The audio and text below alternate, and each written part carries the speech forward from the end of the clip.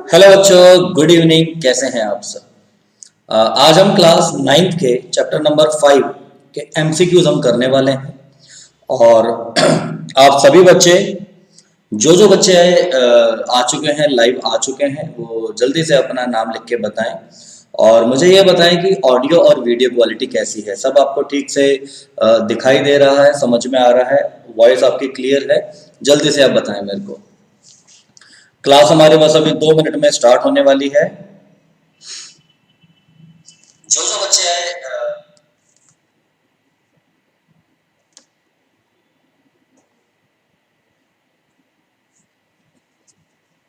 आ गए हैं, कुछ बच्चे आ गए हैं। अभय आ गया है, सुयश आ गया है। ठीक है।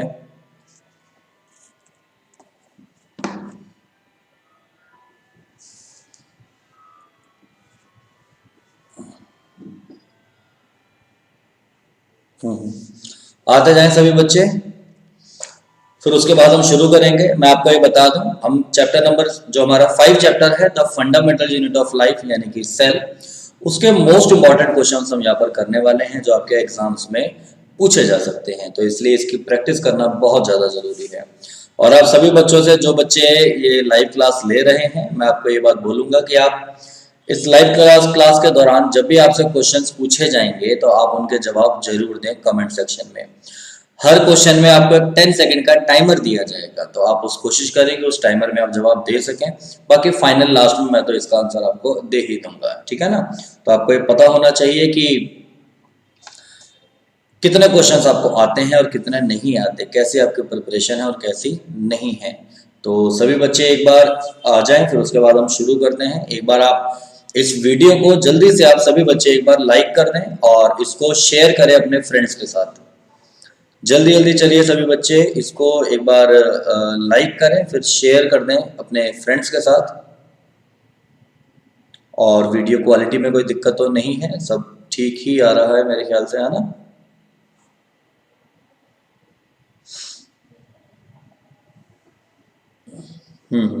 Good evening. और भी बच्चे अब आ गए हैं, ठीक है।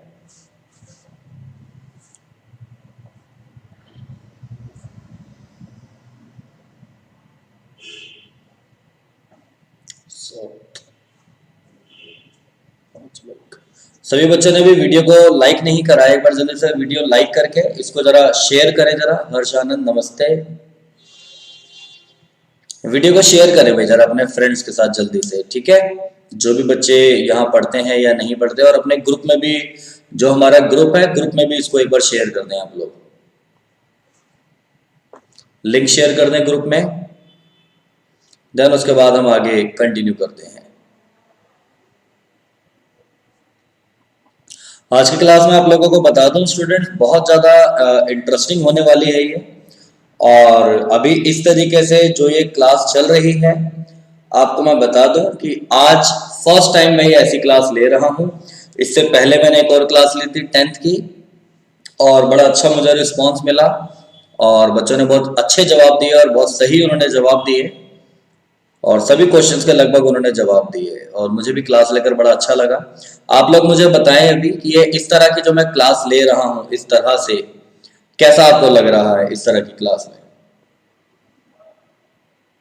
क्योंकि जैसे हम पहले क्लासेस लेते थे, ये उससे बिल्कुल ही अलग क्लास है। काफी कुछ इसमें नया है, काफी कुछ इसमें चेंजेस हैं। हम थोड़ा सा टाइम से पहले लाइव आ गए थे।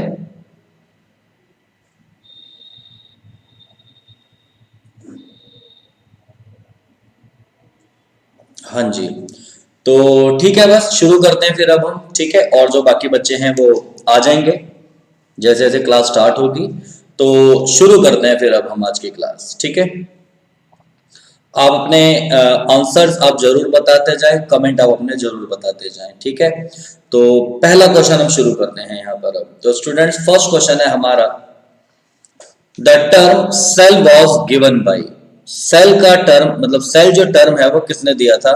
फर्स्ट ऑप्शन है हमारा लीवनहुक, सेकंड ऑप्शन है हमारा रॉबर्ट हुक, थर्ड ऑप्शन है हमारा फ्लेमिंग, और फोर्थ ऑप्शन है हमारा रॉबर्ट ब्राउन। आपको 10 सेकंड का टाइम मिल रहा है, जल्दी से आप इसका आंसर बताएं कि सही आंसर क्या है। सेल जो टर्म है वो किसने दिया था, जल्दी से बताएंगे सभी बच्चे। The term cell was given by.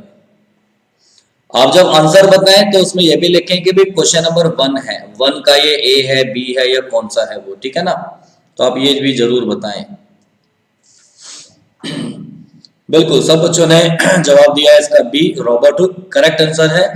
Cell जो टर्म है वो किसने दिया था, रॉबर्ट हुक ने दिया था। मतलब समझिए कह दे कि सबसे पहले सेल डिस्कवर किसने की थी, रॉबर्ट हुक ने की थी। Question number 2, who proposed the cell theory. 4 options है, आपका टाइम शुरू होता है अब। सेल थ्योरी किसने दी थी, करेक्ट ऑप्शन बताएं।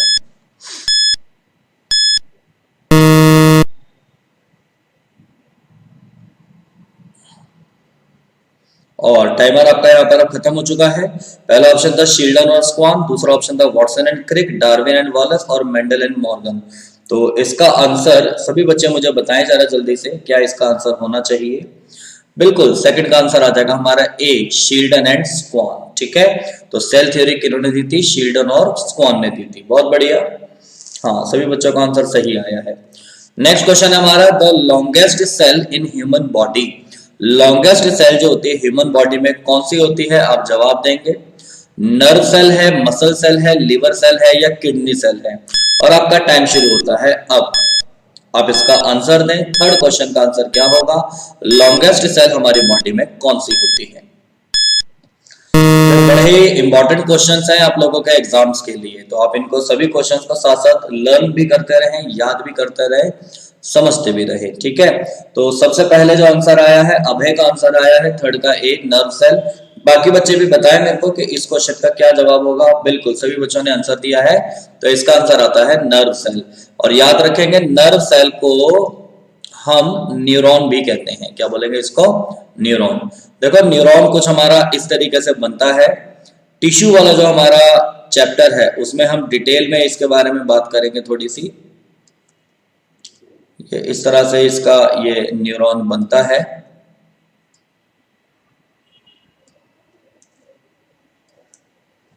तो ये हमारा एक न्यूरॉन होता है, लॉन्गेस्ट ये सेल होती है जिसको हम नर्व सेल भी कहते हैं, हमारी बॉडी में ये पाई जाती है। तो इसलिए इसका आंसर हो जाएगा ए।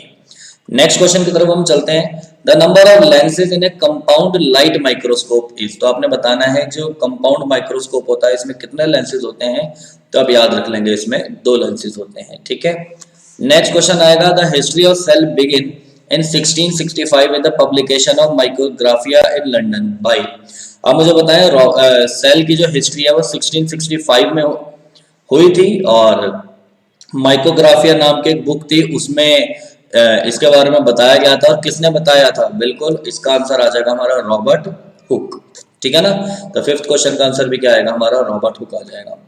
नेक्स्ट क्वेश्चन हम देखते हैं, the idea omnis cellula is cellula which means that all the living cell arise from pre-existing cells was given by। अब ये बताएं इसका आंसर कि ओमनिस सेलुला इज सेलुला एक टर्म था, ये बताता है कि भाई कोई भी जो एक सेल है वो अपनी प्री एग्जिस्टिंग सेल से आती है। ये किसने बताया था, रॉबर्ट ब्राउन ने, पुरकिंजे ने, वर्च्यो ने या शील्डन ने। जवाब दें, आपका समय शुरू होता है अब।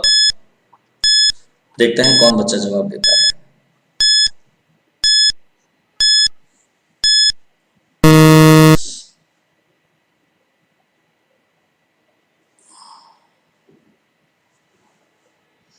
सिक्स का आंसर आप बताएं। 6 का जो आंसर है हमारा, अभी टाइमर एक बार चल जाए फिर उसके बाद मैं बताता हूं आपको। तो देखो भाई 6 क्वेश्चन का जो आंसर है वो आएगा सी, वर्च्यू। हमने पढ़ा हुआ ये कि ना पुरकिंजे ने जो टर्म होता ना प्रोटोप्लाज्म दिया था। पुरकिंजे ने क्या बोला था, प्रोटोप्लाज्म के बारे में बात बताई थी। जो वर्च्यू था उसने ये वाली बात बताई थी। तो इसलिए इसका आंसर आप याद रखेंगे, 6 क्वेश्चन का आंसर आएगा सी। ठीक है, नेक्स्ट क्वेश्चन की तरफ हम चलते हैं। विच of the following has an irregular और वेरिएबल शेप। आपको बताना है इनमें से किसकी इरेगुलर या वेरिएबल शेप होती है, तो आप बताएं जरा जल्दी से। अब आपने पता है कि भाई जो इरेगुलर शेप होती है वो तो किसकी होती है, अमीबा की होती है। ये अमीबा है। तो इसलिए नो डाउट इसका आंसर आ जाना चाहिए ऑप्शन नंबर सी। तो 7th का भी आंसर आएगा। आप देखो अगर किसी भी क्वेश्चन का आप जवाब दे रहे हो ना, तो जब आप जवाब दे तो क्वेश्चन को जरा थोड़ा सा ध्यान से पढ़ें, उसके बाद आपने उसका जवाब देना है, गलत आंसर आपने नहीं देने हैं, ठीक है। और अगर कोई आंसर गलत भी हो जाता है तो उसको साथ के साथ तुरंत याद कर लें, ताकि दोबारा कभी जब एग्जाम में आए या आपसे पूछा जाए तब गलत ना हो, ठीक है ना। ये क्लास इसीलिए ली जा रही है, यहाँ पर ये नहीं देखा जा रहा कि आपको उसका आंसर आता है या नहीं आता, आप सही बता रहे हो या गलत बता रहे हो। यहाँ पर इस क्लास लेने का मतलब ये है, मोटिव ये है कि आपको ये क्वेश्चन सिखाए जाए, आपको पता चले इन क्वेश्चंस के बारे में, ठीक है ना। नेक्स्ट क्वेश्चन है, genetic material of eukaryotic cells is contained in. Eukaryotic cells का स्टूडेंट जो जेनेटिक मटेरियल होता है, आप मुझे बताएं किसमें होता है, न्यूक्लियोलस में, न्यूक्लियस में, न्यूक्लियोप्लाज्म में या न्यूक्लियोइड में। आप इसका आंसर दे सकते हैं। आपका टाइम शुरू होता है अब और आप इसका जवाब दें, क्या इसका आंसर आएगा।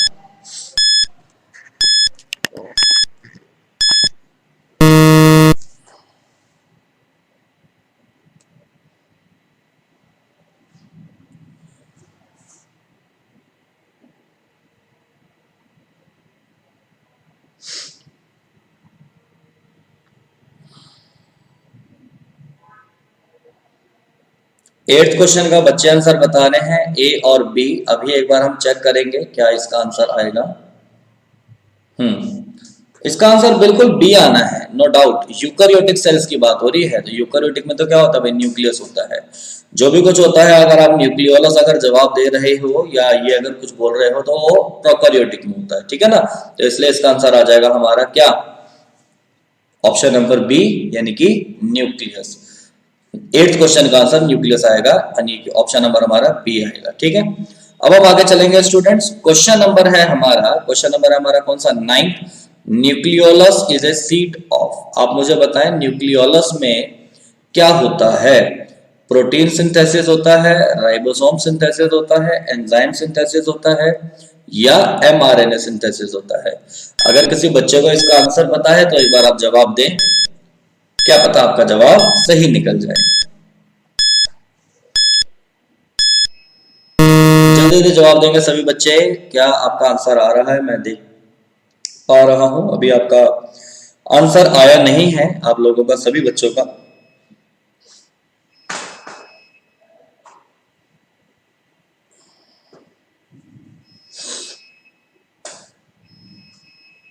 जल्दी से क्वेश्चन नंबर 9 का आंसर बताएं। 9th का आप लोग बता रहे हैं, कोई बच्चा बी बता रहा है, कोई बच्चा डी बता रहा है, और इसके अलावा और बताएं बाकी बच्चे क्या इसका आंसर होना चाहिए। मेरे ख्याल से इसका आंसर होना चाहिए राइबोसोम सिंथेसिस, यानी कि option number B is the correct answer, ठीक है। नेक्स्ट क्वेश्चन आएगा, middle lamella is formed of. Middle lamella किससे मिलकर बना होता है। तो स्टूडेंट्स इसका आप आंसर बताएं, कैल्शियम पैक्टेट, सेल्यूलोज, हेमीसेल्यूलोज या लिग्निन। तो क्या इसका करेक्ट आंसर होगा, जल्दी से आप बताएं इसका आंसर। कई बच्चे सही जवाब दे रहे हैं, इसमें बहुत अच्छी बात है ये वाली। और बाकी भी जो बच्चे जवाब दे रहे हैं, थोड़ा आप सोच समझ के इसका जवाब दें, क्या इसका जवाब होना चाहिए।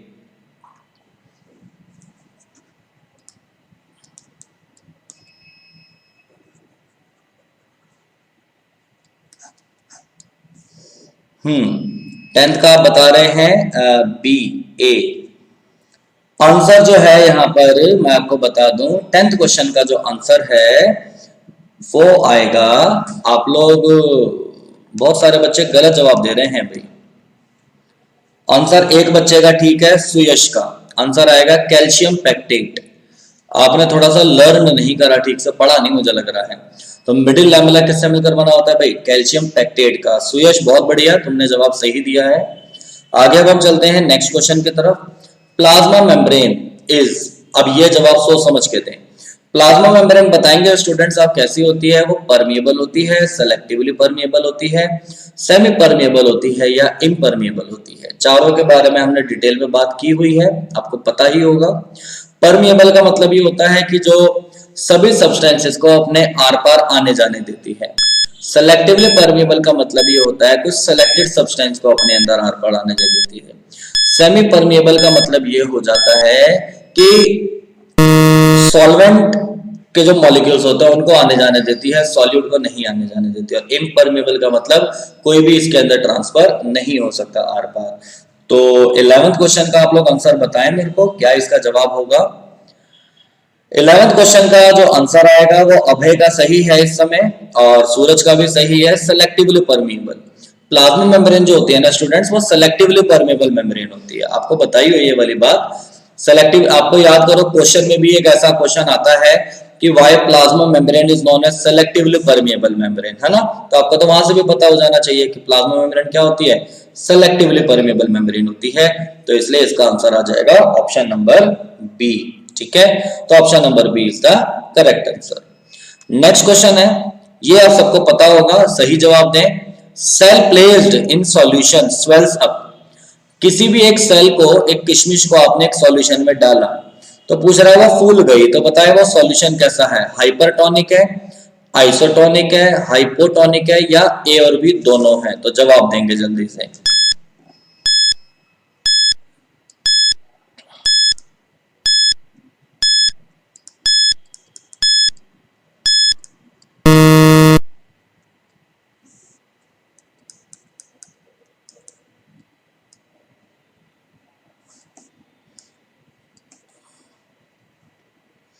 12th क्वेश्चन का जवाब देंगे सभी बच्चे, क्या इसका आंसर आएगा। देखो मैं आपको यहाँ पर थोड़ी सी समझाने की कोशिश करता हूं।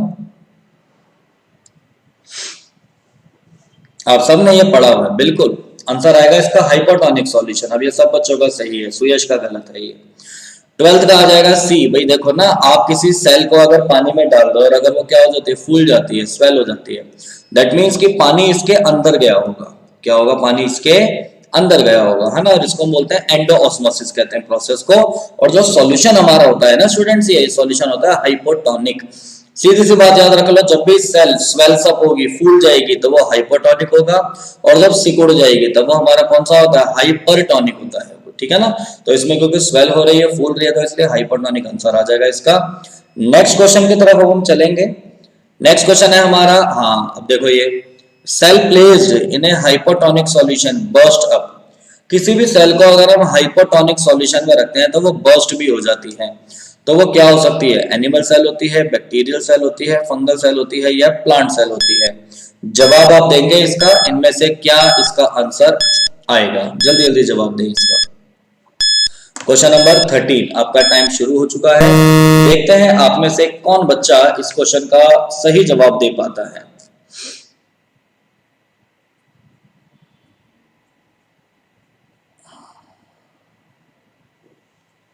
जल्दी जल्दी सभी बच्चे एक बार जवाब दें, क्या इसका आंसर आएगा।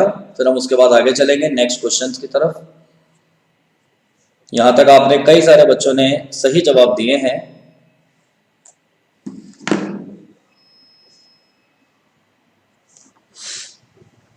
जल्दी जल्दी जवाब दो, इस क्वेश्चन का क्या आएगा। सेल देखो बर्स्ट हो जाती है, तो बिल्कुल इसका आंसर आना चाहिए क्या हमारा, एनिमल सेल। तो इसलिए इसका आंसर क्या आ जाएगा, एनिमल सेल, यानी कि option number A is the correct answer. ठीक है, नेक्स्ट क्वेश्चन की तरफ हम चलते हैं। बल्क ट्रांसपोर्ट अकर्स थ्रू, आपको क्या बताना है स्टूडेंट्स, ऑप्शन क्वेश्चन नंबर हमारा 14 है कि बल्क ट्रांसपोर्ट जो होता है वो किसके थ्रू होता है, एंडोसाइटोसिस, एक्सो ये हमारा शायद एक्सोऑस्मोसिस होगा। इसको हम करेक्ट कर लेते हैं थोड़ा सा, मुझे लग रहा है गलत लिखा हुआ है, एक्सोऑस्मोसिस है। अगला हमारा है एंडोऑस्मोसिस, और नेक्स्ट ऑप्शन है हमारा A and B. Bulk transport का मतलब यहाँ पर पता है क्या होता है कि बहुत सारे मॉलिक्यूल्स का एक साथ ट्रांसपोर्ट होना, बहुत सारे मॉलिक्यूल्स का एक साथ मूव करना, उसको हम क्या बोल देते हैं स्टूडेंट, बल्क ट्रांसपोर्ट कह देते हैं। तो आपने मुझे बताना है कि ये जो बल्क ट्रांसपोर्ट होता है ये किसकी वजह से होता है। तो क्या इसका आंसर आ जाएगा।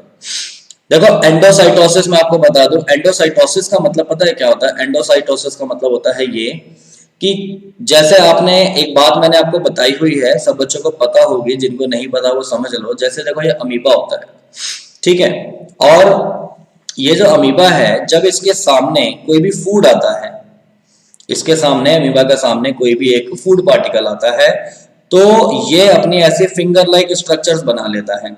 और जो भी कोई फूड पार्टिकल है यानी कि बैक्टीरिया है उसको घेर लेता है अपने अंदर, ठीक है, और उसके बाद उसको क्या करता है, डाइजेस्ट करना शुरू कर देता है। यही बात हमने पढ़ी थी। ये न्यूक्लियस है इसका, ये बैक्टीरिया है और ये एक वैक्यूल के अंदर आ गया, फूड वैक्यूल के अंदर। पता है यही जो प्रोसेस होता है इसको हम बोल देते हैं एंडोसाइटोसिस। क्या बोलेंगे इसको, एंडोसाइटोसिस, ठीक है। तो ये ऑप्शन तो इसका होगा ही होगा, ट्रांसपोर्ट होता है इसके थ्रू, और कुछ में जो ट्रांसपोर्ट होता है वो इसकी वजह से भी होता है, एक्सोऑस्मोसिस की तरफ वजह से भी। तो इसलिए इसका आंसर आ जाना चाहिए हमारा ऑप्शन नंबर डी। तो option number D is the correct answer, both A and B, ठीक है। नेक्स्ट क्वेश्चन की तरफ हम चलते हैं। साइटोप्लाज्म क्या है, जल्दी से आप बताएं स्टूडेंट, साइटोप्लाज्म क्या है। क्वेश्चन नंबर हमारा 15 है। यूनिट मास होता है प्रोटोप्लाज्म का, प्रोटोप्लाज्म होता है एक्सक्लूडिंग प्लाज्मा मेम्ब्रेन। देखो ये न्यूक्लियस, ये सेल मेम्ब्रेन, और बीच में ये जो सारा लिक्विड पार्ट होता है इसको हम क्या बोलते हैं, प्रोटोप्लाज्म कहते हैं, ठीक है ना। अगला होता है प्रोटोप्लाज्म एक्सक्लूडिंग, मतलब प्रोटोप्लाज्म है प्लाज्मा मेम्ब्रेन और न्यूक्लियस को हटाकर, या protoplasm excluding plasma membrane and cell organelles. तो बताएं इसका आंसर क्या होगा। देखो इसमें बहुत सारे क्वेश्चंस ऐसे हैं जो आपने शायद कभी नहीं पढ़े हैं, इस वजह से आपको आंसर देने में दिक्कत आ रही है, लेकिन ये इंपॉर्टेंट क्वेश्चन है आपके एग्जाम्स के लिए। तो अगर आप इनका जवाब गलत दे रहे हो या सही, या आपको पता ही नहीं है इनका जवाब क्या है, तो आप बस इनको सीखते रहे, समझते रहे, ठीक है ना। तो देखो इसका जो आंसर आ जाएगा वो आ जाएगा ऑप्शन नंबर हमारा सी। साइटोप्लाज्म क्या होता है, प्रोटोप्लाज्म होता है ये लिक्विड पार्ट सारा प्लाज्मा मेम्ब्रेन और न्यूक्लियस को हटाकर, मतलब ये सारा जो पार्ट बचा है ये वाला, ये हमारा सारा क्या कहलाएगा, प्रोटोप्लाज्म कहलाएगा, ठीक है। तो इसलिए इसका आंसर आ जाएगा ऑप्शन नंबर हमारा सी। नेक्स्ट क्वेश्चन की तरफ हम चलते हैं। रफ ईआर, रफ ईआर का मतलब क्या हो जाएगा, रफ एंडोप्लाज्मिक रेटिकुलम। अब मुझे बताएं, ये जवाब तो सभी को पता होना चाहिए कि रफ एंडोप्लाज्मिक रेटिकुलम में क्या होता है। डिटॉक्सिफिकेशन सेंटर्स होते हैं, कार्बोहाइड्रेट सिंथेसाइजिंग मशीनरी होती है, राइबोसोम्स होते हैं या लाइसोसोम्स होते हैं। तो 16th क्वेश्चन का आप आंसर बताएंगे स्टूडेंट जल्दी से। सब बच्चे इसका जवाब दे सकते हैं, आप जवाब दें कि 16th क्वेश्चन का आंसर क्या है, कि रफ ईआर में, रफ एंडोप्लाज्मिक रेटिकुलम यानी कि जो RER होता है उसमें क्या होता है। और ये बड़ा इंपॉर्टेंट क्वेश्चन है आप लोगों के लिए। तो आप लोगों ने जवाब इसका देना शुरू कर दिया है, अभी सूरज का जवाब आया है, अभय का भी आ गया है, बाकी सभी बच्चे इसका जवाब दें। तो देखो मैं आपको बता देता हूं, ER जो होता है ना, ER वो होता है दो तरीके का, एक होता है स्मूथ एंडोप्लाज्मिक रेटिकुलम और एक होता है कौन सा, रफ एंडोप्लाज्मिक रेटिकुलम। जब एंडोप्लाज्मिक रेटिकुलम के ऊपर कुछ भी नहीं होता, बिल्कुल वो खाली होता है, यानी इस तरह का होता है मान लो ये, तब तो उसको हम बोल देंगे क्या, स्मूथ एंडोप्लाज्मिक रेटिकुलम। लेकिन जब इस एंडोप्लाज्मिक रेटिकुलम के ऊपर क्या हो जाए, कुछ पार्टिकल्स आ जाते हैं, जैसे ये रहे, ये पार्टिकल्स कौन से होता है, राइबोसोम्स होते हैं ये, ठीक है ना। क्या होते हैं ये, राइबोसोम्स। तो माइक्रोस्कोप में देखने पर रफ लगता है, तो इसलिए इसको हम RER कहते हैं। बिल्कुल करेक्ट आंसर है सभी बच्चों का, बहुत बढ़िया। तो इसलिए इसका आंसर आ जाएगा हमारा राइबोसोम्स, ठीक है। नेक्स्ट क्वेश्चन की तरफ हम चलते हैं। The protein storing plastid is aleuroplast, amyloplast, elaioplast, both B and C. Answer देंगे इसका। हमने बात करी हुई है कि एक हमारे प्लास्टिड होते हैं ल्यूकोप्लास्ट। देखो जिन बच्चों को नहीं पता मैं एक बार बता देता हूं आपको, ल्यूकोप्लास्ट होते हैं तीन तरह के, ल्यूकोप्लास्ट होते हैं तीन तरह के। एक होते थे हमारे एलियूरोप्लास्ट, एक होते हैं हमारे एमाइलोप्लास्ट, और एक होते हैं हमारे एलियोप्लास्ट, ठीक है स्टूडेंट्स। हर एक का अलग अलग काम होता है। ल्यूकोप्लास्ट जो होते हैं मेनली फूड को स्टोर करते हैं, क्या करते हैं ये, फूड को स्टोर करते हैं। एलियूरोप्लास्ट जो होता है वो स्टोर करेगा प्रोटीन को, ये बहुत इंपॉर्टेंट है। अमाइलोप्लास्ट स्टोर करता है कार्बोहाइड्रेट को,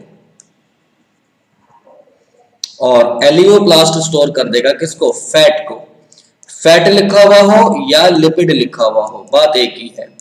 अब जो बच्चे इसका आंसर डी दे रहे हैं वो क्या सोच के दे रहे हैं, प्रोटीन कौन स्टोर करता है, प्रोटीन स्टोर करने वाला एलियूरोप्लास्ट होता है भाई, ठीक है ना। तो इसलिए इसका आंसर यहाँ पर क्या हो जाना चाहिए हमारा, एलियूरोप्लास्ट, यानी कि 17th क्वेश्चन का आंसर आएगा हमारा ए। क्लियर है ये तो, बिल्कुल इसमें कोई डाउट होना ही नहीं चाहिए, ठीक है। तो 17th क्वेश्चन का आंसर आ जाएगा स्टूडेंट्स हमारा एलियूरोप्लास्ट, ऑप्शन नंबर ए, ठीक, किसी को कोई डाउट हो यहाँ पर तो जल्दी से आप एक बार पूछ लें, अगर आपको किसी भी तरह का कोई भी अगर डाउट है, नहीं है तो फिर हम आगे चलते हैं।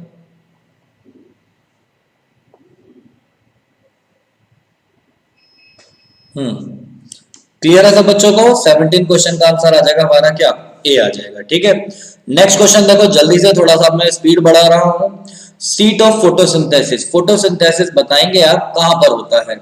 ल्यूकोप्लास्ट में होता है, क्लोरोप्लास्ट में होता है, क्रोमोप्लास्ट में होता है, या बोथ ए और सी? जल्दी से इसका जवाब दें, your time starts now. 18th question का आपने आंसर बताना है, फोटोसिंथेसिस कहां पर होता है? जल्दी स्टूडेंट्स, आप जल्दी जल्दी जवाब दे, जरा ज्यादा टाइम ना लगाएं इन क्वेश्चंस के जवाब देने में।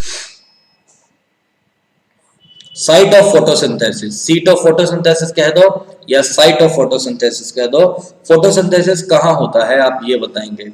ऑब्वियस बात है, फोटोसिंथेसिस वहीं होगा जहां पर क्या होता है, क्लोरोफिल होता है। ठीक है स्टूडेंट, जहां पर क्या होगा हमारा, क्लोरोफिल होगा। और क्लोरोफिल किसमें होता है, मेरे ख्याल से सब बच्चे जानते होंगे, बिल्कुल। विनय का आंसर अब आया है बड़ी देर बाद, क्लोरोप्लास्ट आंसर आ जाएगा इसका। ठीक है, तो 18th का आंसर क्या हो जाएगा, बी, यानी कि क्लोरोप्लास्ट। बहुत बढ़िया, आगे अब हम चलते हैं। माइटोकॉन्ड्रिया आर सीड्स ऑफ, अब बताएं मेरे को 19th क्वेश्चन का, माइटोकॉन्ड्रिया में क्या काम होता है? Aerobic respiration, Krebs cycle of aerobic respiration, glycolysis of aerobic respiration और अनएरोबिक रेस्पिरेशन। देखो इस क्वेश्चन को आप थोड़ा सा अभी याद कर लें, डिटेल में अभी समझेंगे इसको तो बहुत टाइम लग जाएगा। आप बस याद रख लेंगे कि माइटोकॉन्ड्रिया में एरोबिक रेस्पिरेशन होता है, मतलब वो रेस्पिरेशन जिसमें ऑक्सीजन की प्रेजेंस होती है, ऑक्सीजन चाहिए होती है, तो इसलिए इसका आंसर आ जाएगा स्टूडेंट्स ऑप्शन नंबर ए। तो option number A is the correct answer for this question. ठीक है, नेक्स्ट क्वेश्चन अब हम देखते हैं, Golgi operators involved in the synthesis of. Golgi operators जो होते हैं स्टूडेंट्स, वो किस काम आते हैं? न्यू मेम्ब्रेन्स बनाने में, न्यू मेम्ब्रेन्स एंड लाइसोसोम्स बनाने में, सेल्यूलोज बनाने में और ग्लूकोज बनाने में। तो इस क्वेश्चन का आप जवाब देंगे जल्दी से, क्या इसका आंसर होना चाहिए?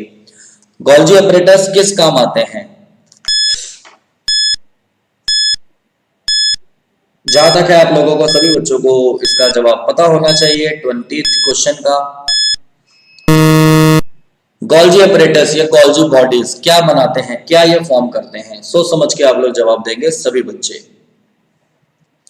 सूरज तुम कह रहे हो ग्लूकोज, गलत जवाब है भाई, न्यू मेम्ब्रेन्स एंड लाइसोसोम्स। बिल्कुल भाई, लाइसोसोम्स हमने पढ़ा था, उनको कौन बनाते हैं? गोल्जी ही तो बनाते हैं, गोल्जी बॉडीज। तो बस इसलिए इसका आंसर आ जाएगा हमारा ऑप्शन नंबर बी। तो option number B is the correct answer. हाँ, इस क्वेश्चन के लिए ऑप्शन नंबर बी आएगा, डी नहीं आएगा। ठीक है, चलिए नेक्स्ट क्वेश्चन आएगा हमारा, लाइसोसोम्स आर कॉल्ड। आप मुझे बताएं जल्दी, लाइसोसोम्स को हम क्या बोलते हैं? Suicide bags, digestive bags, demolition squads और ऑल ऑफ द अबव। तो 20th क्वेश्चन का आप आंसर बताएंगे, क्या होते हैं ये? सोच समझ के जवाब देंगे।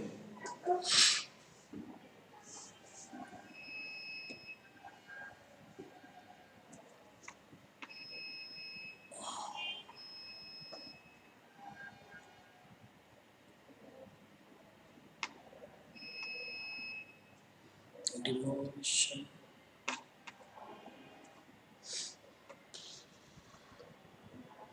आप बता रहे हैं 21 का ए।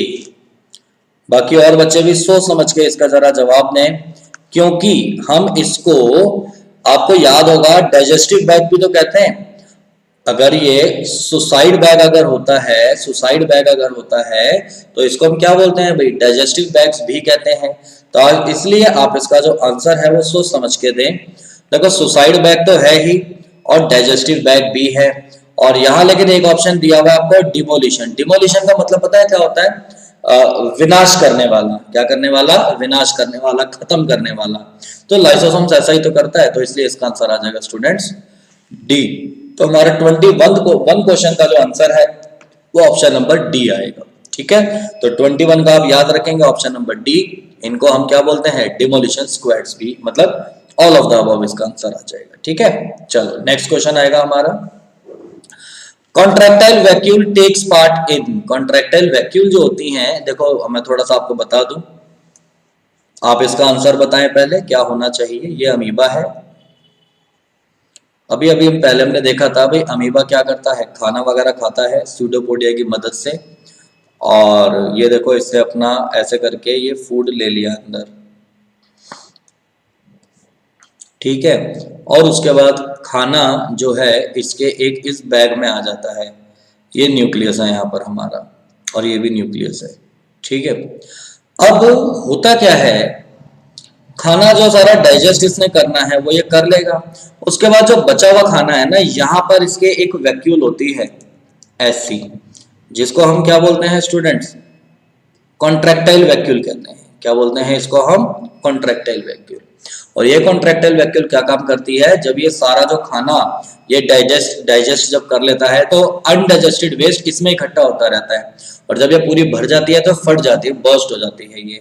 तो इसलिए इसका आंसर क्या हो जाएगा, ऑस्मो रेगुलेशन भी होता है और एक्सक्रीशन। एक्सक्रीशन का मतलब तो क्या होता है भाई, सारा वेस्ट बाहर निकाल देता है, और ऑस्मो रेगुलेशन का भी मतलब ये होता है वाटर और इलेक्ट्रोलाइट्स का बैलेंस वगैरह। तो हमेशा इसका आंसर आप याद रखेंगे, एक्सक्रीशन और ऑस्मो रेगुलेशन होता है। दोनों ऑप्शन अगर होंगे तो दोनों को ही आपने टिक करना है। अगर सिर्फ एक्सक्रीशन आ रहा है, ऑस्मो रेगुलेशन है ही नहीं, तो एक्सक्रीशन इसका आंसर आएगा, ठीक है ना। बिल्कुल 22 जो है हमारा, 22 का भी जो आंसर आएगा हमारा ऑप्शन नंबर डी आ जाएगा, ठीक है। तो ये हमारा करेक्ट आंसर है। नेक्स्ट क्वेश्चन की तरफ हम चलेंगे। नेक्स्ट क्वेश्चन है हमारा, सेंट्रोसोम अकर्स इन। सेंट्रोसोम आप मुझे बताएंगे ये किस में पाए जाते हैं, प्लांट सेल्स में, एनिमल सेल्स में, और एनिमल सेल और सम लोअर प्लांट सेल्स में, और ऑल ऑफ द अबव। तो आप जवाब दें इसका, क्या इसका आंसर होना चाहिए। ये सेंट्रोसोम हमें कहां पर मिलते हैं, और आपका समय शुरू होता है अब। सेंट्रोसोम हमें स्टूडेंट्स कहां पर मिलते हैं, जल्दी से आप जवाब दें सभी बच्चे। 23 का आप बताएं क्या आंसर होगा। तो देखो सेंट्रोसोम जो होते हैं हमें प्लांट सेल में सब में नहीं मिलते हैं, कुछ लोअर प्लांट सेल्स में मिलते हैं। तो इसलिए इसका आंसर आ जाएगा हमारा option number C, animal cells और सम लोअर प्लांट सेल्स, ठीक है। तो ऑप्शन नंबर सी इसका करेक्ट आंसर, सी आएगा इसका, डी नहीं आएगा, ऑप्शन नंबर सी आएगा, ठीक है। नेक्स्ट हम चलते हैं, human cheek cells are commonly stained with. Human cheek cells जो होती है ना, ह्यूमन चीक सेल जब हम क्या करते हैं माइक्रोस्कोप में जब हमको ह्यूमन चीक सेल्स देखनी होती है तो उसमें हम क्या करेंगे, स्टेन करते हैं। स्टेन मतलब ऊपर से कलर हम डालते हैं, तो सेफ्रिन डालते हैं, मिथाइलिन ब्लू डालते हैं, एसिटोकैरमाइन डालते हैं, या इओसिन डालते हैं। तो इसको आपको याद ही रखना पड़ेगा, मिथाइलिन ब्लू हम सॉल्यूशन डालते हैं, ठीक है। या तो मिथाइलिन ब्लू या आयोडीन, ये हम कोई सॉल्यूशन ले लेते हैं, वो हम डालते हैं ताकि वो सेल्स थोड़ी सी कलरफुल हो जाए, ठीक है। तो 24 का आ जाएगा ऑप्शन नंबर बी। 25 क्वेश्चन आएगा, name the stain which is commonly used to study plant cells. आपको बताना है प्लांट सेल्स को अगर हम स्टडी करते हैं, हमें अगर उनको देखना होता है तो कौन से इसको यूज करेंगे, तो आप याद रखेंगे सेफ्रिनिन। क्या यूज करते हैं स्टूडेंट्स, उसमें हम सेफ्रिनिन यूज करेंगे, ठीक है। अभी तक हमने यहाँ देखा एनिमल सेल, ह्यूमन की सेल्स क्या होती है, एनिमल सेल्स होती है, तो उसमें तो हम यूज करेंगे क्या, मिथाइलिन ब्लू, और प्लांट्स में हम क्या यूज करेंगे, सेफ्रिनिन सॉल्यूशन लेंगे, ठीक है ना। जो स्लाइड होती है ना उसमें 2-3 बूंदे इस सॉल्यूशन की डालते हैं, ठीक है। तो इसका आंसर आ जाएगा हमारा 25 का आंसर आ जाएगा option number A. Next question हमारा, temporary mount of a tissue is made of. कोई भी जो टिश्यू है उसकी जो टेम्परेरी माउंट होती है, या ये कहते हैं जो टेम्परेरी उसकी लेयर होती है वो किसकी बनी होती है, वैक्स की, अल्कोहल की, ग्लिसरीन की, या जाइलिन की। तो आप याद रखेंगे आंसर आ जाएगा स्टूडेंट्स इसका ग्लिसरीन। मैं थोड़ा फास्ट आपको करवा रहा हूं, जिनके आंसर्स आपको पता है आप जवाब देते रहें जरूर। इसका आंसर आ जाएगा option number C. Next question आएगा हमारा, safranin is a reagent that is used to stain. अभी अभी हमने पढ़ा था सेफ्रिनिन क्या होता है, यूज करते हैं किसके लिए, प्लांट सेल को स्टेन करने के लिए। अब प्लांट सेल में भी हम यहाँ पर हम देखेंगे मेनली कौन से वाले पार्ट को वो स्टेन करने के लिए यूज होता है। तो इसका आंसर आ जाएगा स्टूडेंट सेल वॉल। क्या हो जाएगा, प्लांट्स के अराउंड जो सेल वॉल होती है ना वो स्टेन होती है। स्टेन का मतलब होता है कलर हो जाना। अब जैसे मान लो ये एक सेल है, आप जब तक माइक्रोस्कोप में इसको देखोगे ना तो आपको ये ऐसे दिखेगी नहीं, आपको इसमें ऊपर से कलर डालना पड़ेगा तभी आपको दिख पाएगी। और कलर डालने को ये हम क्या बोलते हैं, स्टेनिंग करना कहते हैं, स्टेन करना कहते हैं, ठीक है। तो आंसर आ जाएगा 27th क्वेश्चन का हमारा option number C. Next question आएगा, we generally mount the material in the slide. हम जनरली माउंट करते हैं स्लाइड के अंदर जो मटेरियल होता है सेंटर में, लेफ्ट साइड में, राइट साइड में, या बोथ बी एंड सी। तो जल्दी से आप लोग आंसर बताएं, आपका टाइम शुरू होता है अब। 28 क्वेश्चन हम लोग देख रहे हैं और 28 क्वेश्चन का आपने आंसर बताना है कि हम जो स्लाइड के ऊपर जो मटेरियल वगैरह हम डालते हैं वो कहां पर रखना होता है। ऑब्वियस सी बात है, हम जनरली उसको कहां रखते हैं, मिडिल में ही रखेंगे, बीच में रखेंगे। तो इसलिए इसका आंसर आ जाएगा हमारा 28 का आंसर आ जाएगा हमारा option number A, in the centre. ठीक है, नेक्स्ट क्वेश्चन अब हम देखेंगे। Cover slip is put on the mounted material on A slide. देखो ये वाला थोड़ा प्रैक्टिकल बेस्ड क्वेश्चन इसमें आ गए हैं, ये वाले मैं आपको अभी नहीं करवा रहा हूं, हम छोड़ सकते हैं इसको, क्योंकि ऐसे क्वेश्चन नहीं आते एग्जाम में। ठीक है ना, मतलब एक आधा क्वेश्चन कोई आगे आई है तो उसको छोड़ सकते हैं। Definite shape of cell is seen in case of, तो मेरे को पता है डेफिनेट शेप जो होती है वो प्लांट सेल की होती है, एनिमल सेल की नहीं होती। तो इसलिए इसका 30th क्वेश्चन का आंसर हमारा आ जाएगा ऑप्शन नंबर ए। ठीक है, उसकी क्या होती है, हमारी डेफिनेट सेल होती है, शेप होती है मतलब। नेक्स्ट क्वेश्चन आ जाएगा the outermost layer of human cheek cells. जल्दी से बताएं, आउटर मोस्ट लेयर जो होते हैं ह्यूमन चीक, अब देखो ह्यूमन चीक सेल क्या होता है, एनिमल सेल होती है। तो एनिमल सेल के आउटर मोस्ट लेयर क्या होगी, cytoplasm, plasma membrane, cell wall या न्यूक्लियर मेम्ब्रेन। जल्दी से इसका जवाब दे। आप सब जानते हैं एनिमल सेल जो होती है उसकी आउटर मेम्ब्रेन क्या होती है, सेल वॉल होती है या प्लाज्मा मेम्ब्रेन होती है। आप जवाब दें इसका जल्दी से, देखते कौन बच्चा इसका जवाब दे पाता है। तो इसका आंसर आ जाएगा, करेक्ट जो आंसर आएगा हमारा 31 का ऑप्शन नंबर बी आएगा, बिल्कुल प्लाज्मा मेम्ब्रेन ही हमें उसके अंदर दिखाई देगी। ठीक है, नेक्स्ट क्वेश्चन आएगा, आउटर मोस्ट कवरिंग जो होती है प्लांट सेल की वो क्या होती है हमारी, plasma membrane, cell wall, vacuole membrane या न्यूक्लियर मेम्ब्रेन। जवाब दे जल्दी से, क्या इसका आंसर आना चाहिए इन चारों ऑप्शंस में से।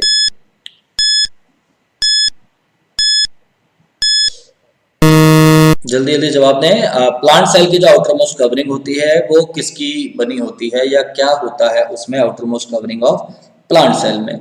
तो प्लांट सेल में हमने पढ़ा हुआ है सबसे आउटर कवरिंग क्या होती है, एक ही होती है हमारी, कौन सी, सेल वॉल। तो इसलिए इसका आंसर आ जाएगा हमारा ऑप्शन नंबर बी, यानी कि सेल वॉल। ठीक है, cell wall and plant cell is made up of. अब जल्दी से बताते हैं, प्लांट्स में ये जो सेल वॉल है वो किसकी मिलकर बनी होती है। आपके सामने चार ऑप्शंस हैं, स्टार्च, ग्लाइकोजन, सेल्यूलोज और काइटिन। तो जल्दी से इसका आंसर बताएं। सभी बच्चे इसका आंसर मुझे लगता है कि सही बता सकते हैं।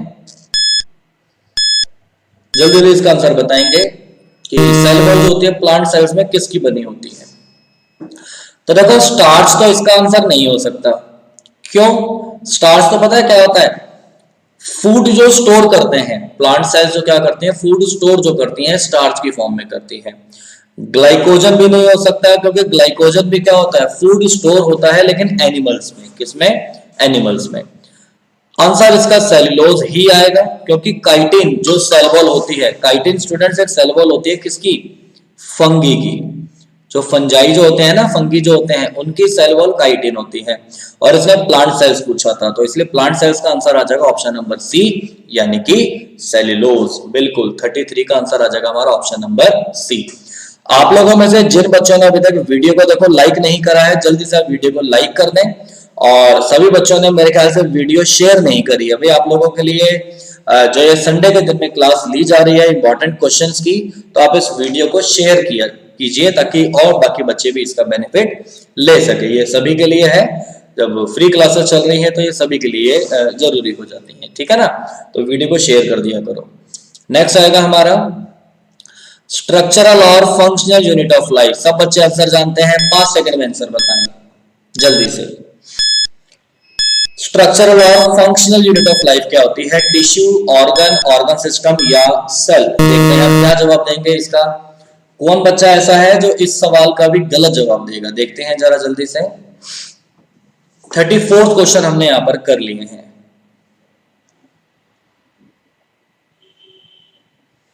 एक आंसर आया है D.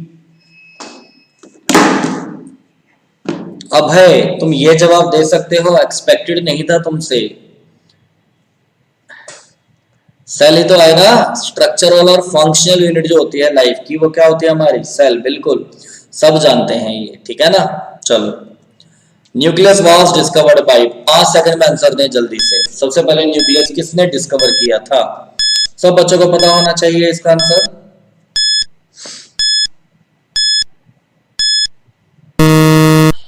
Robert Hooke, Robert brown, virtue या शील्डन, ये किस किसने किया था, जल्दी से आप बताएं।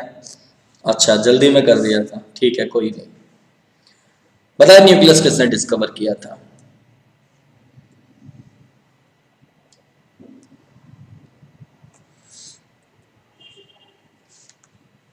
बिल्कुल, एक ही है न्यूक्लियस जिसने डिस्कवर करा था, वो किया था कब, रॉबर्ट ब्राउन ने किया था। और सेल किसने डिस्कवर करी थी, रॉबर्ट हुक ने की थी, ठीक है ना। तो इसमें को तो कोई डाउट होना ही नहीं चाहिए।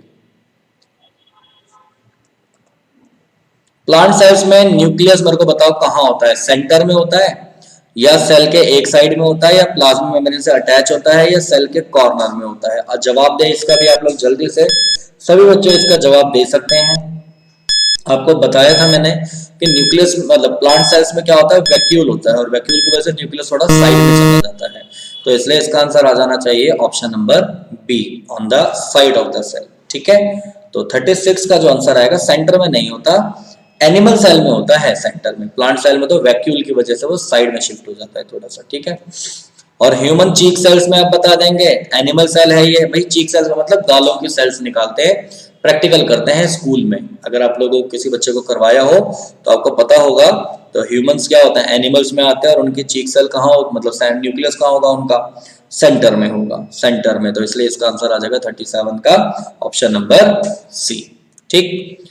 नेक्स्ट क्वेश्चन आएगा, बताओ प्लांट सेल्स में सेल वॉल क्या होती है। सेल वॉल आप मुझे बताएं कि इन प्लांट्स में कैसी होती है, डायनेमिक और लिव होती है, रिजिड और नॉन लिविंग होती है, डायनेमिक और नॉन लिविंग होती है, रिजिड और नॉन लिविंग होती है। तो इसको आप याद रख लेंगे, रिजिड होती है। डायनेमिक का मतलब यहाँ पर थोड़ा सा ज्यादा फ्लेक्सिबल फॉर्म में, ठीक है, मतलब कि मूवेबल या फ्लेक्सिबल होती है। तो ऐसी नहीं होती, वो रिजिड होती है और नॉन लिविंग। तो इसलिए इसका आंसर आ जाएगा option number B is the correct answer. Plant cells में cell to cell contact is maintained through, ये भी देखो आप लोगों को बता रखा है। एक सेल दूसरे सेल से किसके थ्रू कनेक्ट हो रखी होती है, आपने इसका जवाब देना है। टाइट जंक्शंस कहते हैं, डेस्मोसोम्स कहते हैं, या इंटरडिजिटेशंस कहते हैं, या प्लाज्मोडोमेस्टा कहते हैं। तो बताएं 39 क्वेश्चन का आंसर क्या होगा। क्वेश्चन देखो आप लोगों के बहुत सारे हैं, मैं लेकिन कोशिश करूंगा ज्यादा टाइम ना लगाऊं। बस मैं 1 घंटे की क्लास आपकी लूंगा, उसमें जितने क्वेश्चंस हो जाए, ठीक है ना, उतने हम क्वेश्चंस करेंगे। तो 39 का बिल्कुल सही आंसर है भाई सूरज, 39 का आ जाएगा डी, प्लाज्मोडोमेस्टा, ठीक है ना। एक सेल दूसरे सेल से कांटेक्ट होती है प्लाज्मोडोमेस्टा के थ्रू। प्लांट सेल्स में बताएंगे आपकी जो न्यूक्लियस होता है, सिलेंड्रिकल होता है, राउंडेड होता है, डिस्कॉइडल होता है, या इलिप्टिकल होता है। न्यूक्लियस की शेप क्या होती है, तो आप ध्यान रख लेंगे ये राउंडेड होता है। कैसा होगा ये, राउंडेड होगा। 49 का आंसर आ जाएगा बी। नेक्स्ट क्वेश्चन आ जाएगा, प्लांट सेल्स में क्या होता है, big but less number of vacuoles, नहीं। Small but large number of vacuoles, no vacuole at all, नहीं। ऑप्शन नंबर मुझे इसका, बहुत सारे वैक्यूल तो नहीं होते हैं, कम ही वैक्यूल होते हैं लेकिन बड़े होते हैं। तो ऑप्शन नंबर ए ही आएगा इसका आंसर भाई, ठीक है ना। 41 का जो आंसर आएगा स्टूडेंट यहाँ पर, वो क्या हो जाएगा हमारा ए, यानी बिग वैक्यूल्स होते हैं लेकिन संख्या कम होती है उनकी, ठीक है। The cells are first focused in the microscope under, आपने ध्यान रखना सबसे पहले जो मतलब सेल को जब हम करते हैं तो कितना जूम किया जाएगा, तो आंसर आप याद रख लेंगे 10x जूम किया जाता है, ठीक है। नेक्स्ट क्वेश्चन है, the organelle not present in human cheek cell, human cheek cell में आप बताएं क्या नहीं होगा, आंसर दें। न्यूक्लियस, प्लाज्मा मेम्ब्रेन, माइटोकॉन्ड्रिया और क्लोरोप्लास्ट। आपकी जो चीक सेल है, आपके गालों की जो सेल्स है, उसमें क्या नहीं होगा, न्यूक्लियस नहीं होगा, प्लाज्मा मेम्ब्रेन नहीं होगा, माइटोकॉन्ड्रिया नहीं होगा, या क्लोरोप्लास्ट नहीं होगा। देखते हैं कौन बच्चा इसका जवाब देता है और सही जवाब देता है। जल्दी जल्दी जवाब दें इस क्वेश्चन का। क्वेश्चन नंबर हमारा है 43। टाइम आपका हो चुका है शुरू। 43 का आ जाएगा सी, कूल टाइटन का आंसर आया है सी। अरे भाई तुम्हारे ह्यूमन चीक सेल में माइटोकॉन्ड्रिया नहीं है क्या, क्लोरोप्लास्ट आएगा ना। क्लोरोप्लास्ट तो प्लांट सेल में होता है, हमारे अंदर कहां से आ गया, ठीक है भाई। सी आंसर नहीं आएगा, इसका आंसर आ जाएगा इसका D, chloroplast. The cell wall of plants is made up of a cellulose which is, आपको पता है कि सेल्यूलोज से मिलकर बना होता है जो हमारा क्या है, लिपिड है, प्रोटीन है, पॉलीसैकेराइड है या अमीनो एसिड है। जल्दी से आप इसका जवाब दें। हो सकता है आप लोगों को इसका आंसर पता हो और हो सकता है आप लोगों को इसका आंसर ना भी पता हो, फिर भी एक बार ट्राई करते हैं।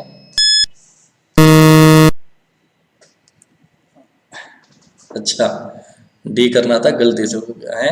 आंसर इसका आएगा स्टूडेंट पॉलीसैकेराइड्स। पॉलीसैकेराइड्स क्या होते हैं?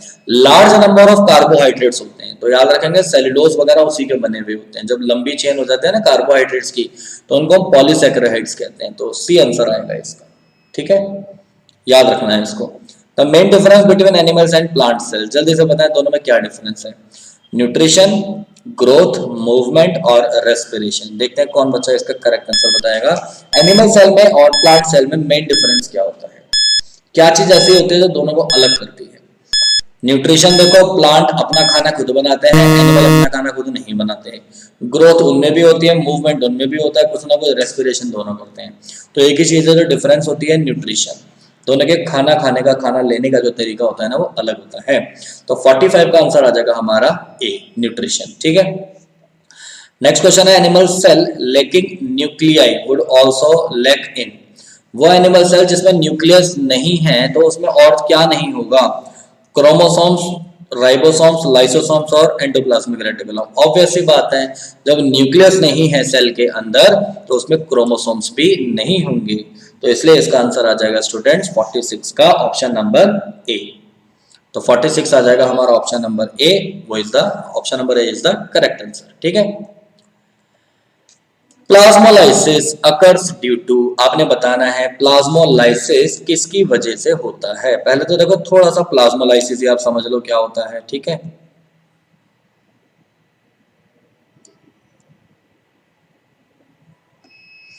ये मैंने एक बना दी है प्लांट सेल। क्या बना दी है? एक ये प्लांट सेल बनाई है, ठीक है। आप इस प्लांट सेल को किसी हाइपरटोनिक सॉल्यूशन में डाल दो। किस में डाल देंगे स्टूडेंट्स? हाइपरटोनिक सॉल्यूशन में। हाइपरटोनिक सॉल्यूशन में जैसे ही हम डालेंगे, आप जानते हैं हाइपरटोनिक सॉल्यूशन में डालने पर क्या होता है, इसमें से किसी भी सेल में से पानी बाहर आ जाता है। तो इसमें से भी क्या होगा, पानी बाहर आएगा। लेकिन क्योंकि इसमें प्लांट सेल में सेल वॉल होती है, ये ऊपर वाली सेल वॉल है और अंदर वाली क्या है, सेल मेम्ब्रेन है। तो जब पानी इसमें से बाहर आएगा ना, तो ये सेल वॉल तो ऐसी की ऐसी ही रहती है, सेल वॉल ऐसी की ऐसी रहेगी। अंदर का बस ये जो साइटोप्लाज्म वाला जो पार्ट है ये बिल्कुल श्रिंक हो जाएगा ऐसे करके। तो इसी को हम बोलते हैं प्लाज्मोलाइसिस। क्या बोल देंगे इस प्रोसेस को? प्लाज्मोलाइसिस कह देंगे।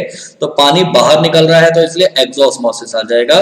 तो 47 का जो हमारा आंसर आ जाएगा वो आ जाएगा ऑप्शन नंबर डी, यानी कि एक्सोस्मोसिस, ठीक है भाई। समझ में आ गया सब बच्चों को? आगे अब हम चलते हैं। Solute concentration is higher in external solution, आप मुझे बताएं जल्दी से आंसर इसका। आपका टाइम शुरू होता है अब। आंसर आप देखेंगे इसमें क्या आंसर इसका आएगा। सॉल्यूट की जो कंसेंट्रेशन होती है वो हायर होती है एक्सटर्नल, उसमें हाइपोटोनिक में, आइसोटोनिक में, हाइपरटोनिक है, none of the above. Ravi present, बड़ी जल्दी आयो रवि, आओ स्वागत है तुम्हारा। None of the above, sorry मैंने गलत बोल दिया। इसका आंसर आ जाएगा हमारा हाइपरटोनिक सॉल्यूशन। क्या हो जाएगा इसमें? हाइपरटोनिक सॉल्यूशन, ठीक है। तो 48 का आ जाएगा ऑप्शन नंबर सी।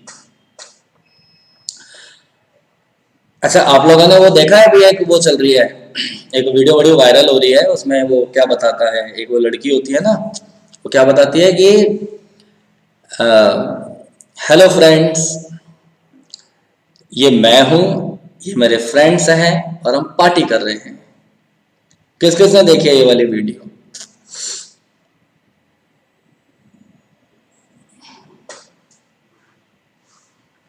बता, देखे किसी बच्चे ने ये?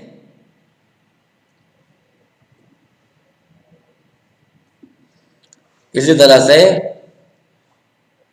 हेलो स्टूडेंट्स, ये मैं हूं, ये मेरा कैमरा है और हम वीडियो बना रहे हैं।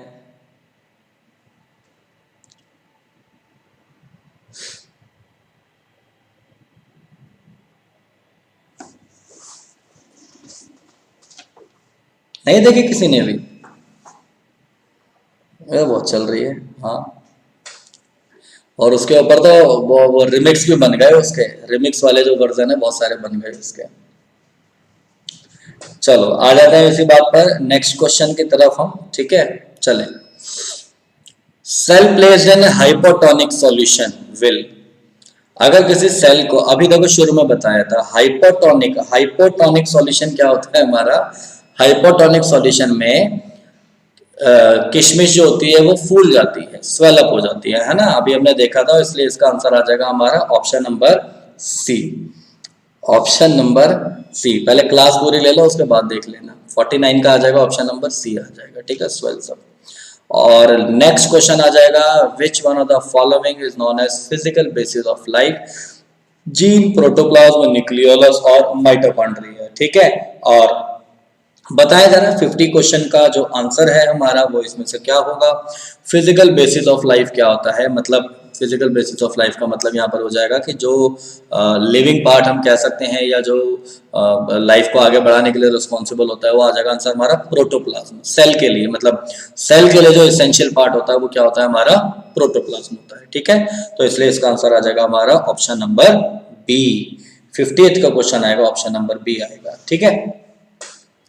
अच्छा, मुझे एक बार बताएं, हमारे यहाँ पर 50 क्वेश्चंस हो चुके हैं, अभी और क्वेश्चंस करें या इतने क्वेश्चंस काफी हैं? जल्दी से आप लोग बताएं, क्योंकि क्वेश्चंस अगर आप करने पर अगर आ जाए, मैं अगर सारे ही आपको करवा दूं तो मैं आपको दिखा देता हूं, देखें एक बार जरा, ये हमारे पास इतने सारे क्वेश्चंस हैं, और लास्ट क्वेश्चन हमारा जो है यहाँ पर 87th क्वेश्चन है, 87 क्वेश्चन लास्ट क्वेश्चन है, समझ रहे हो? तो आप मुझे बताएं कि ये सारे क्वेश्चंस करें।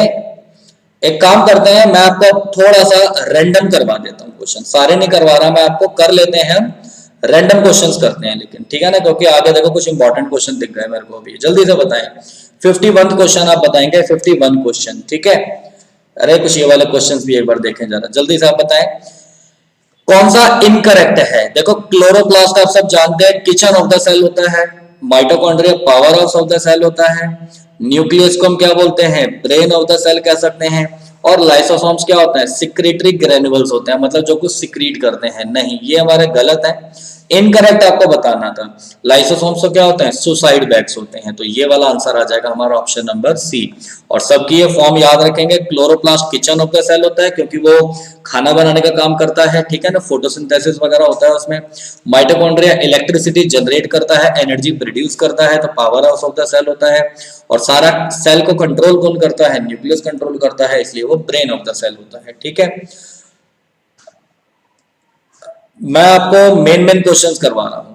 विच of the following act as a garbage disposable system of cell, जल्दी से बताएं, वेस्ट जो मटेरियल्स होते हैं या जो गार्बेज वगैरह जो होते हैं वो किसके अंदर जाकर डिस्ट्रॉय होंगे, कौन उनको डिस्ट्रॉय करता है? जवाब दें जल्दी से, क्वेश्चन नंबर 53, और ऑप्शन आपके सामने ये रहे, गोल्जी अपरेटस, लाइसोसोम्स, वैक्यूल और पेरोक्सिसोम।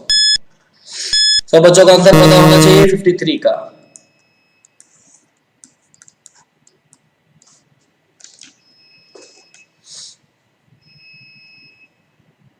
फिफ्टी थ्री का बी आएगा भाई, लाइसोसोम से तो होते हैं, हमने पढ़ा ना, वेस्ट डिस्पोजल सिस्टम होता है सेल का, यानी लाइसोसोम्स होते हैं, सुसाइड बैग्स भी इनको हम कहते हैं, ठीक है। राइबोसोम्स आप बताएं किसके मिलकर बने होते हैं, 54 हमारा क्वेश्चन है, राइबोसोम्स किसके बने हुए होते हैं? तो आप याद रख लेंगे कि ये जो राइबोसोम्स है वैक्यूल नहीं होगा भाई, हाँ, राइबोसोम्स हमारे बने होते हैं बी यानी आरएनए और प्रोटीन के, ठीक है। राइबोसोम्स किसके बने होंगे, आरएनए और प्रोटीन के बने हुए होंगे। कलरलेस प्लास्टिड्स देखें जरा जल्दी, किसको बोलते हैं, ल्यूकोप्लास्ट को कहते हैं, ठीक है, पढ़ा हुआ है हमने ये। क्लोरोफिल हमारा किसके अंदर प्रेजेंट होता है, हमने पढ़ा हुआ है थाइलाकोइड के अंदर। देखो इसलिए आपको इतना सारा करवाया था क्योंकि इसके क्वेश्चंस आ रखे हैं एग्जाम्स में। तो क्लोरोफिल हमारा किसमें होता है स्टूडेंट्स, थाइलाकोइड में होता है। नेक्स्ट क्वेश्चन आ जाएगा, cell wall of a plant cell is chiefly composed of, तो अब याद रखेंगे सेल्यूलोज की, ठीक है। प्लांट सेल जो होती है मेनली किसकी बनी होती है, सेल्यूलोज की बनी हुई होती है। नेक्स्ट क्वेश्चन पर हम आएंगे, इंट्रासेल्युलर जो कनेक्शंस होते हैं प्लांट्स में, 58 हमारा क्वेश्चन है, उसको हम क्या बोलते हैं, अभी हमने देखा था इनको, हम बोलते हैं इनको प्लाज्मा डोमेस्टा, प्लाज्मा डोमेस्टा, ठीक है। एलियूरोप्लास्ट जो होते हैं सेल में वो क्या स्टोर करेंगे, प्रोटीन को स्टोर करेंगे। और माइटोकॉन्ड्रिया अभी हमने देख लिया, एरोबिक आ जाएगा। फर्स्ट लिविंग सेल बताएंगे किसने डिस्कवर करी थी फर्स्ट लिविंग सेल, तो फर्स्ट लिविंग सेल डिस्कवर करी थी एंटोन वॉन लीएवनहुक ने, ठीक है। नेक्स्ट क्वेश्चन है membrane which allow passage of only solvent through it is differentially permeable, semi permeable, impermeable या बोथ ए एंड बी। तो 64 का आप आंसर बताएंगे जो सिर्फ सॉल्वेंट मॉलिक्यूल्स को अलाउ करेगी, तो इसलिए इसका आंसर आ जाएगा सेमी परमिएबल, ठीक है। यूनिसेलुलर ऑर्गेनिज्म इसका आ जाएगा हमारा डिफ्यूजन। क्वेश्चन आप पढ़ लेंगे थोड़ा सा। Root hairs of plant absorb water from the cell through the osmosis, ठीक है, ये आंसर आ जाएगा इसका। अनडिफाइंड न्यूक्लियर रीजन जो होता है हमारा प्रोकैरियोट्स का जो अनडिफाइंड न्यूक्लियर रीजन होता है उसको हम क्या बोलते हैं, न्यूक्लियोइड कहते हैं। क्या बोल देंगे स्टूडेंट्स, उसको न्यूक्लियोइड कह देंगे, ठीक है। Only cell organelle seen in prokaryotic cell, तो प्रोकैरियोटिक सेल में एक सेल ऑर्गेनेल मिलता है, इनमें कौन सा, राइबोसोम्स, ठीक है। हमने पढ़ी हुई है ये वाली बात कि जो राइबोसोम्स जो होते हैं वो हमें दोनों में मिलेंगे, प्रोकैरियोटिक सेल में भी और यूकैरियोटिक सेल में भी। Cell theory was given by, cell theory किसने दी थी, मैं जल्दी जल्दी आपको बता रहा हूँ, क्वेश्चन छूटने नहीं चाहिए, ठीक है ना। तो cell theory was given by Schleiden and Stone, तो आंसर आ जाएगा हमारा ऑप्शन नंबर ए। और इसके बाद cell arises from pre existing cell was stated by, किसने बताया था, ये वर्च्यू ने बताया था।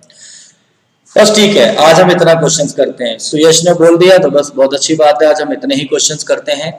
आप लोग मुझे ये बताएं स्टूडेंट्स की आज की ये जो क्लास है आप लोगों को कैसी लगी। फर्स्ट आपकी ये क्लास हुई थी और आपको सीखने के लिए मिला या नहीं मिला, बेनिफिशियल रही आप लोगों के लिए या नहीं रही। और मैं भी आप लोगों की सभी चैप्टर्स की इस तरह की क्लास लेने वाला हूं, हफ्ते में 1 या 2 क्लास मैं आप लोगों को इस तरह से लूंगा। तो आप लोग मुझे बताएं, सभी बच्चे उस क्लास को टाइम से अगर आप ज्वाइन करें और जवाब अगर दें तब वो क्लास लेने का फायदा होगा। तो आप लोग मुझे बताएं जल्दी से कि क्लास सभी चैप्टर्स की ली जाए या ना ली जाए।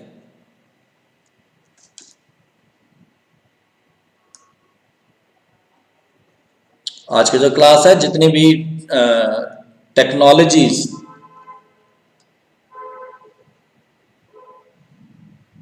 मोटा पढ़ लिया मैं थोड़ा, जितनी भी वो हो सकती हैं, क्या बोलते हैं उसको,